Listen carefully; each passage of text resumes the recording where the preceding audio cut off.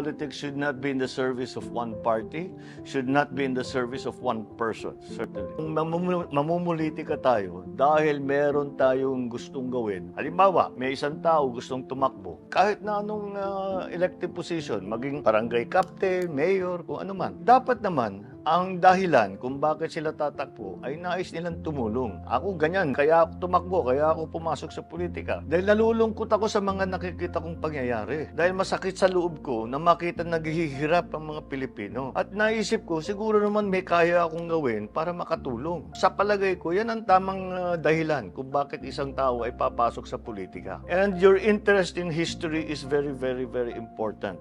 Because we have much to learn from history. And the history that has been made a long, long time ago, and the history that's being made now, all of this is important. We just have to realize that politics actually is a constant. Problem is, now with the technology that we have, mahirap talagang makatingin kung ano yung fake news, ano yung totoo. It's really up to you. Huwag kayong magbabasa yung isa lang bagay. Basahin nyo lahat. Ang turo sa akin ng lola ko, sabi niya, magbasa ka ng kahit na ano. At ikaw nang bahala na mangilatis kung ano yung maganda at hindi, ano yung hindi tama. And that's what you have to do. That's what history can guide us with. Because we have experienced this before. Politics is essentially about the human condition. It is about an ideology that you hold dear, a principle that you will not compromise, so that you can help the people, so you can be of service to the people. Not to yourself, not to your party, not to your family, but